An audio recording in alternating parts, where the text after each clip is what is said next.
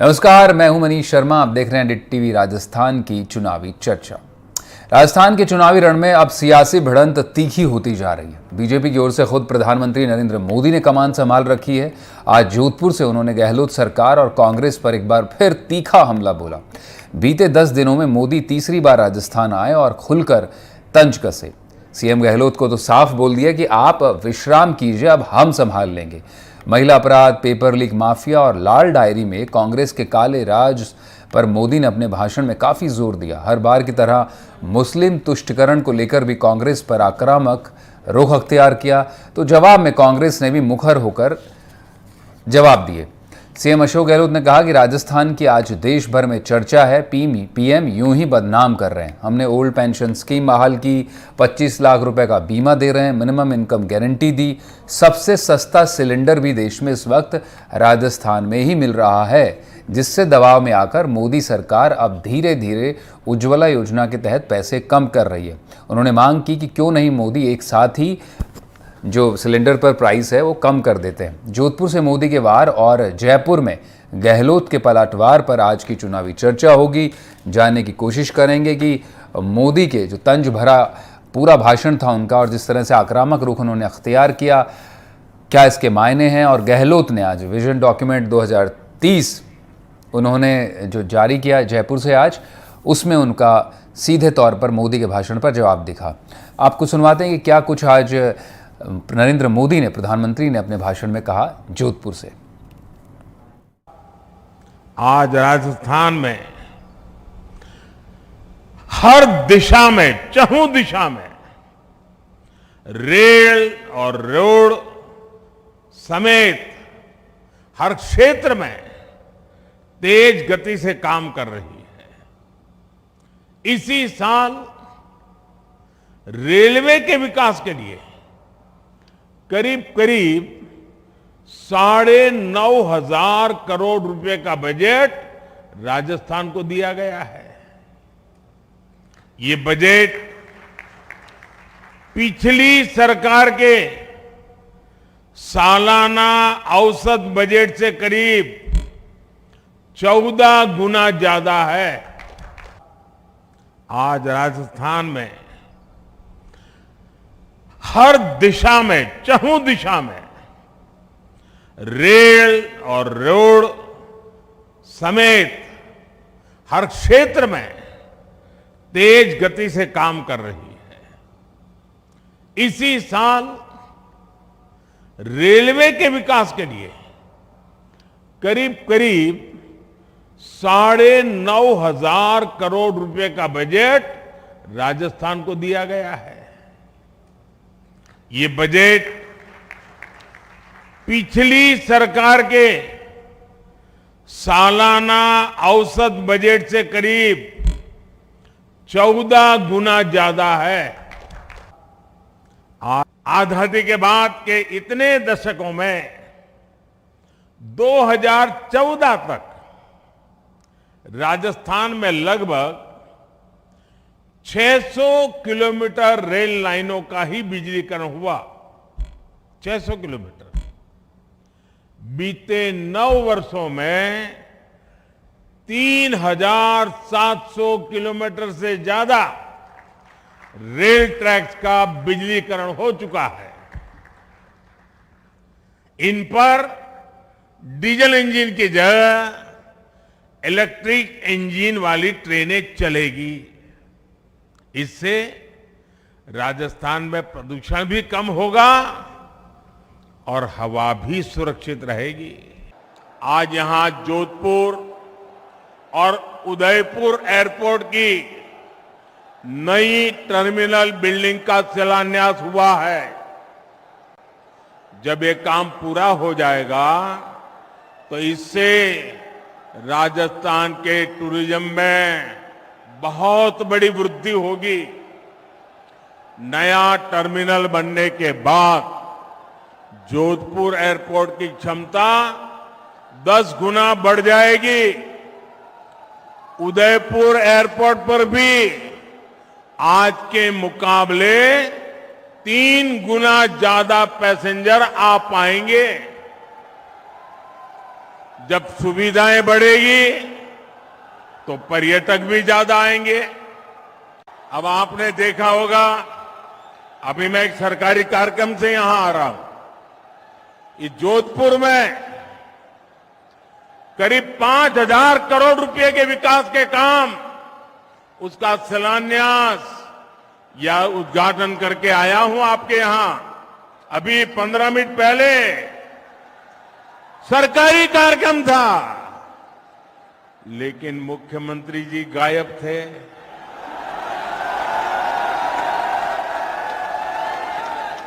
क्यों गायब थे? क्योंकि उनको भरोसा है मोदी आएगा तो सब ठीक हो जाएगा।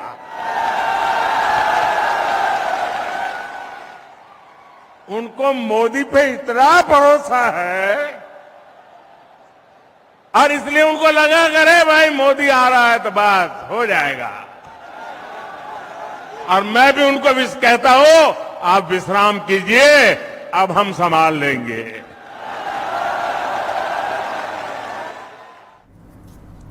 और वहीं सीएम अशोक गहलोत आज विजन डॉक्यूमेंट 2030 रिलीज करते हुए उन्होंने पलटवार किया मोदी पर और भाजपा पर। आइए सुनते हैं। ये है वादा करो तो फिर निभाओ।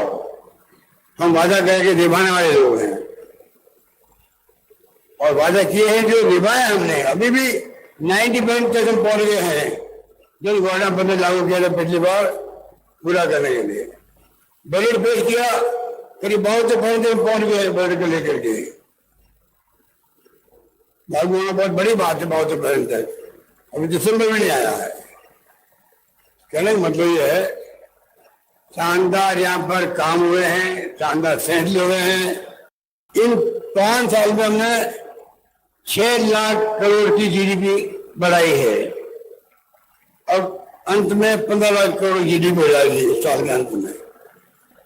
और हम सपना देखते हैं 2030 तक जो जगह भी शेयर कर रही थी आपसे 30 लाख करोड़ जीडीपी हो राजस्थान के अंदर, जिससे कि तमाम तरह के जो हमारे सपने हैं हम साकार कर सकें और राजस्थान भी देश में नंबर 1 राज्य श्रेणी में आगे खड़ा हो सके।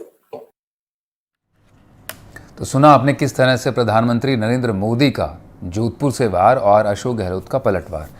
तो इस पर चर्चा और ज़्यादा जानकारी के लिए मेरे साथ मेरे संवाददाता बाल वीरेंद्र जयपुर से और मुकुल परिहार जोधपुर से जुड़ेंगे।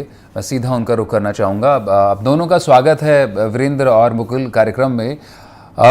मुकुल, सबसे पहले मैं आपके पास आना चाहूँगा। जिस तरह से आज प्रधानमंत्री नरेंद्र मोदी ने 10 दिन में ये तीसरा दौरा उनका राजस्थान का और लगातार बड़े आक्रामक ढंग से वो कांग्रेस पर सियासी वार कर रहे हैं और ख़ास तौर पर गहलोत पर इन दिनों वो बड़े सियासी तंज कस रहे हैं।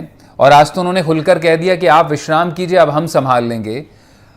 क्या कुछ मायने हैं? कहाँ कुछ लोगों से बात हुई आपकी? वहाँ पर कार्यकर्ताओं में उन्होंने जोश भरने की कोशिश की। बीजेपी के कार्यकर्ताओं में तमाम 5,000 करोड़ रुपए के उन्होंने कार्यक्रमों का शिलान्यास भी आज किया जोधपुर से और एक भरोसा देने की कोशिश की जो लगातार वो दे रहे हैं कि मोदी मतलब काम की गारंटी। क्या कुछ आपने देखा अपने आसपास और लोगों में किस तरह का माहौल था उनके भाषण को सुनने के बाद और उनके जो लगातार जो गहलोत सरकार पर आक्रामक दिख रहे हैं उस पर क्या रुख रहा लोगों का?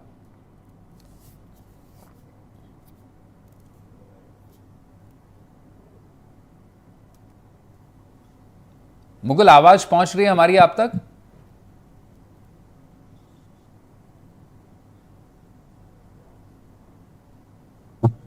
शायद मुकुल तक हमारी आवाज़ नहीं जा पा रही है। हम वीरेंद्र का रुख करूंगा मैं। वीरेंद्र जयपुर में मेरे साथ मेरे सहयोगी मौजूद हैं।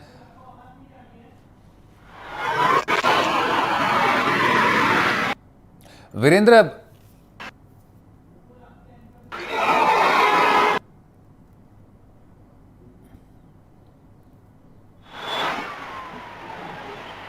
तो वीरेंद्र का रुख कर लेते हैं। वीरेंद्र जयपुर में मौजूद हैं हमारे साथ।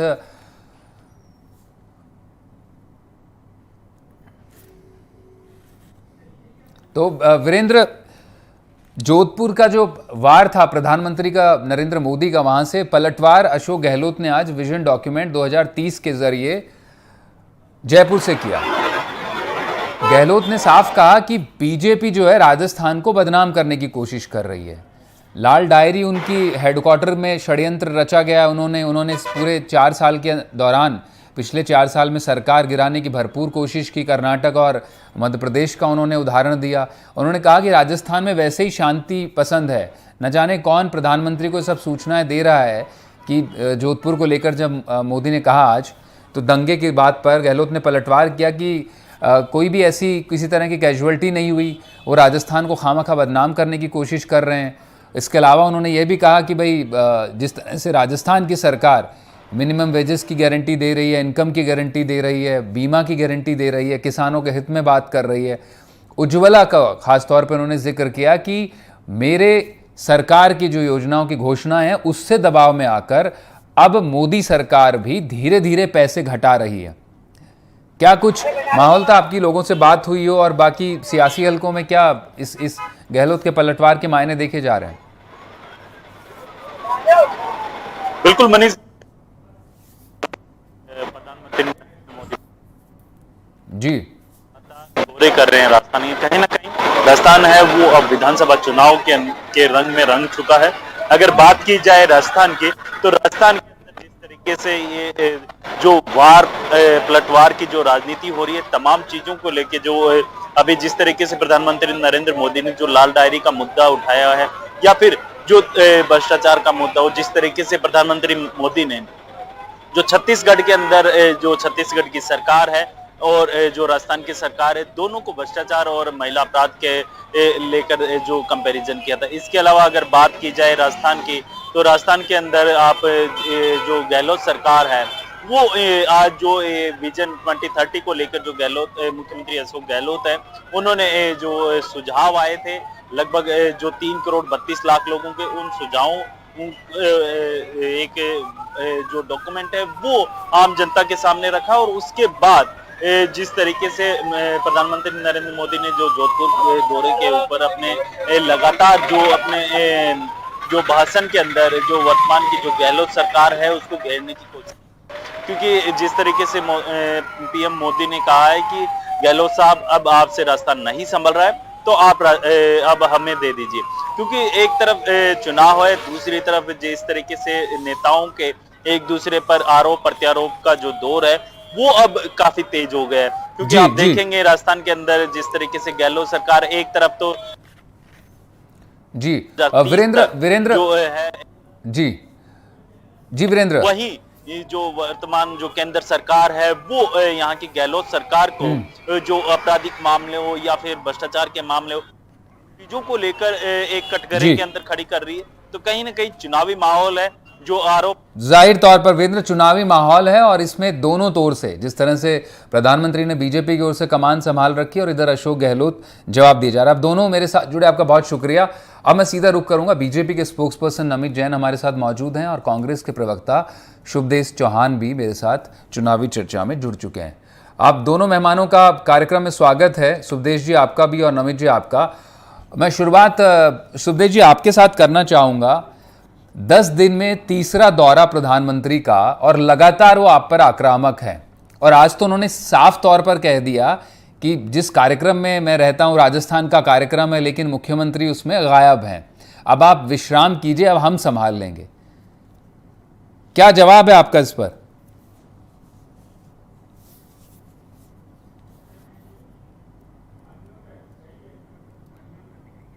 सुभदेश, आप अगर अनम्यूट कर सके अपना ऑडियो, तो अब हम तक आवाज पहुंचेगी आपकी। लगभग 11 दौरे हैं इन विगत कुछ दिनों के अंदर, और 10 दिन में ये 3 दौरे हैं, तो आप उसकी चिंता छोड़िए। हो सकता है कि एक दिन में 3 दौरे भी आपको देखने को मिल जाएंगे। लेकिन रही बात है कि आमजन के मुद्दों की बात है, मुद्दों की बात हमेशा गहलोत सरकार करती आई है। राजस्थान का आमजन यहाँ पे शांति से, सद्भाव से और सही तरीके से स्वास्थ्य का लाभ लेते हुए रह रहा है। मोदी जी को चिंता करनी चाहिए, अपने अन्य राज्यों की चिंता करनी चाहिए। राजनीतिक गतिविधियां होती रहेंगी, आती जाती रहेंगी, और जिस हिसाब से लगातार पीएम सीएम को ललकार रहे हैं, तो उसका तो स्पष्ट है कि हमारे मुख्यमंत्री जी के लिए देश के प्रधानमंत्री को मैदान में आना पड़ा। और कोई बात नहीं, खैर इस चीज को हम स्वीकार करते हैं क्योंकि वो बीजेपी के नेता है, वो ये स्वीकार्यता हमें बहुत पसंद है और होने दीजिए। जहां राजस्थान का आत्मसम्मान होगा, जहां राजस्थान का स्वाभिमान होगा, वहीं पे गुजरात का अहंकार सामने होगा। खैर हम मुद्दों की बात करते हैं। आज प्रधानमंत्री जी आए, जैसा कि पिछले दिनों भी मेवाड़ में आए थे, आज वो जोधपुर के अंदर आए और बात उन्होंने वही की जो हमेशा उन बातों को जो कहते आए हैं। आज उन्होंने कहा कि भी एयरपोर्ट की तरह मैं शानदार रेलवे स्टेशन बना दूंगा। एक्चुअली प्रॉब्लम क्या है मोदी जी के साथ में, वो जब कुछ पहले का बोलते हैं वो भूल जाते हैं, फिर वो नया एक जुमला गढ़ देते हैं। याद कीजिए उन्होंने कहा था कि पैरों में जिनके हवाई चप्पल होती है उनको मैं हवाई जहाज में बैठा दूंगा, लेकिन दूध, दही, आटा, दाल सब पे जीएसटी लगा करके आम जन की आपने महंगाई में कमर तोड़ दी। अब शायद वो चप्पल भी टूट गई है। तो कहने का तात्पर्य यह है कि आप बात क्यों नहीं करते, आप मुद्दों की क्यों नहीं बात करते, आप भ्रष्टाचार की बात करते हैं। आज तो आप जोधपुर गए थे, अरे भाई मिलते ना। संजीवनी क्रेडिट जो सोसाइटी जो स्कैम है, उस स्कैम के जो पीड़ित है लाखों लोग जोधपुर संभाग से हैं, जहां सीएम साहब मिले थे उनसे, उनका पैसा लूट के एक लुटेरा लेके चला गया। तो आज आपको पीड़ितों से मिलना चाहिए। हो सकता है आपके चहते जो सांसद है गजेंद्र सिंह जी ने मना कर दिया हो उनसे मिलने के लिए। तो भ्रष्टाचार की बात करें तो कल भी मैं छत्तीसगढ़ में सुन रहा था, तो प्रधानमंत्री जी कह रहे थे कि मेरे बगल में मेरे तप से कोई भ्रष्टाचारी बैठ नहीं सकता है। तो मैं पूछना चाहता हूं, तो ये शुभेंदु अधिकारी है जो शारदा घोटाले में है, तो ये क्या गोदी में लेके ठंडक महसूस कर रहे हैं क्या? हेमंत बिस्वा की बात करें, अजित पवार की बात करें, ऐसे करके दसों नाम है। वो फिर वो लोग क्या कर रहे हैं? उसके बाद में आप महिलाओं पे बोलते हैं। महिलाओं पे बोलने का आपका कोई अधिकार ही नहीं है। आप राजस्थान की चुनौती देते हैं कि राजस्थान में स्वास्थ्य सेवाएं खराब है। अरे प्रधानमंत्री जी देखिए जी, हमारे यहाँ पे 25 लाख तक का फ्री है। अभी 48 घंटे के अंदर नहीं सुदेश, उन्होंने आपकी सरकार में महिला अपराधों को लेकर बात की है। उनका बीजेपी का सीधा आरोप है, जिस तरह से आपकी सरकार में बीजेपी का आरोप है, प्रधानमंत्री मोदी का आरोप है कि अपराध में आप किस तरह से प्रगति कर रहे हैं। ठीक है, मैं आपके पास वापस लौटूंगा, मैं नमित का भी रुख कर लेता हूं। नमित, मोदी ने जाहिर तौर पर वही अपना जो आपका कार्ड है, जो कोर एजेंडा है आपका, ना सिर्फ उस पर बात की बल्कि गहलोत सरकार को भी तमाम और दूसरे मुद्दों पर घेरा, जो आप अपराध का मुद्दा बना रहे हैं, भ्रष्टाचार का मुद्दा बना रहे हैं और लाल डायरी का भी मुद्दा बना रहे हैं। लेकिन कांग्रेस का कहना है कि जो आप मुद्दे लेकर आ रहे हैं वो आप अपने घर में देख लीजिए। आज जिस तरह से कांग्रेस की ओर से कहा गया कि आप अपराध में, तो अपराध में आप यूपी देख लीजिए, मध्य प्रदेश देख लीजिए, मणिपुर का जिक्र खासतौर पर आज अशोक गहलोत ने खुद किया।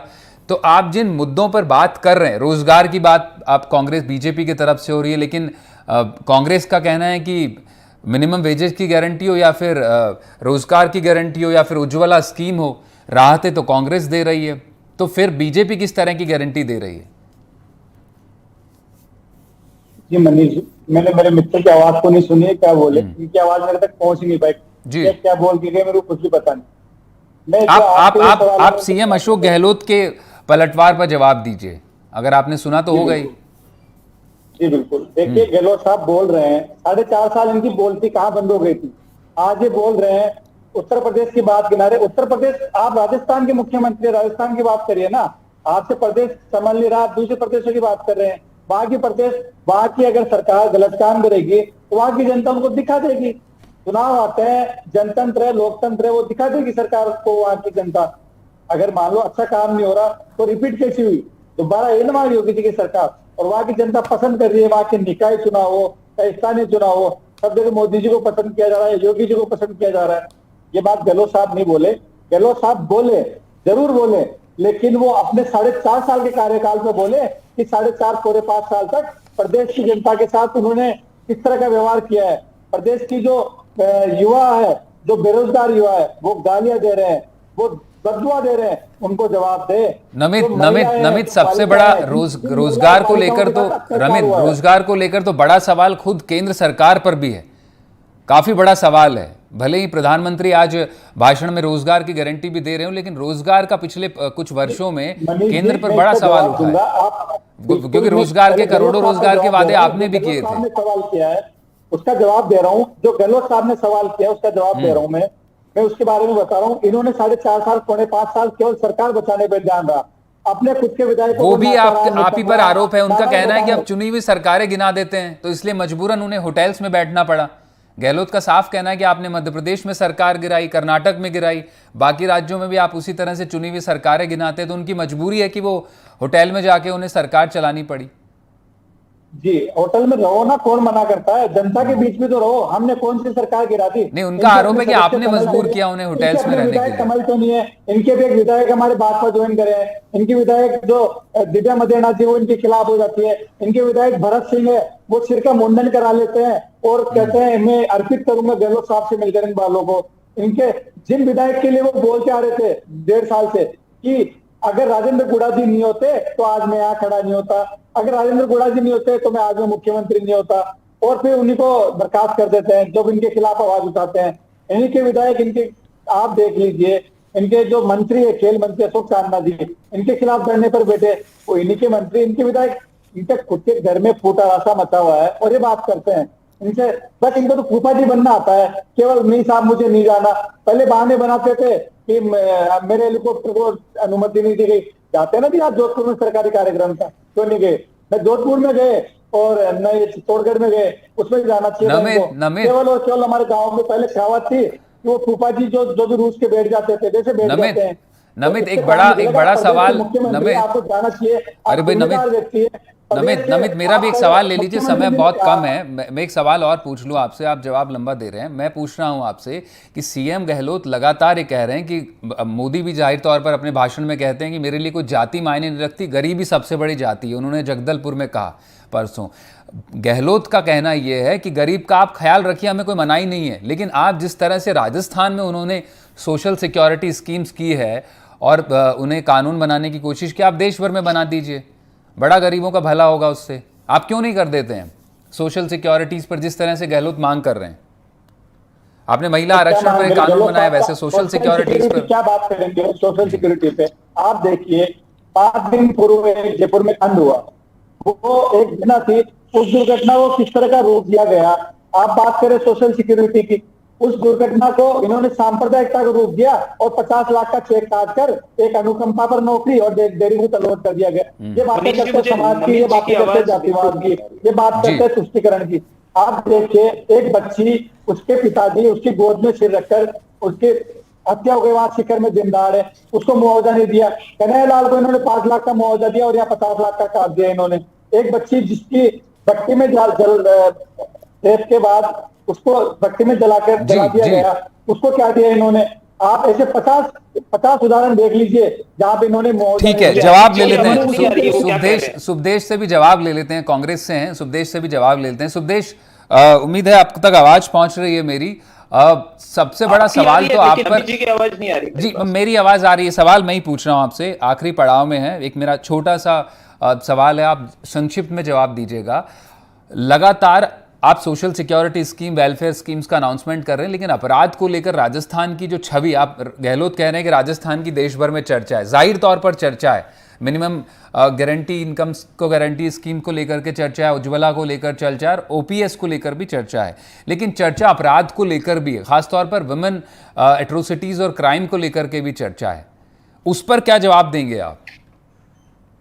देखिए, उसका एक कारण है जो अपराध को लेकर के चर्चा। देखिए, आपने भी देखा होगा, सबसे ज्यादा अगर छापेमारी हुई है, सबसे ज्यादा अपराधियों की अगर धरपकड़ हुई है तो वो राजस्थान प्रदेश के अंदर हुई है।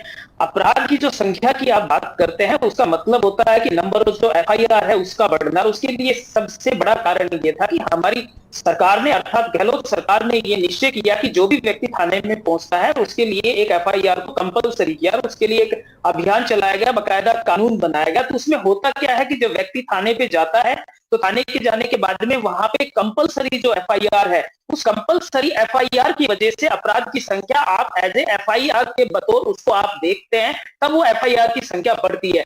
अब आप दूसरी बात महिलाओं की मैं बात करूं तो आप देखिए, राष्ट्र की जो औसत है उस औसत से सर्वाधिक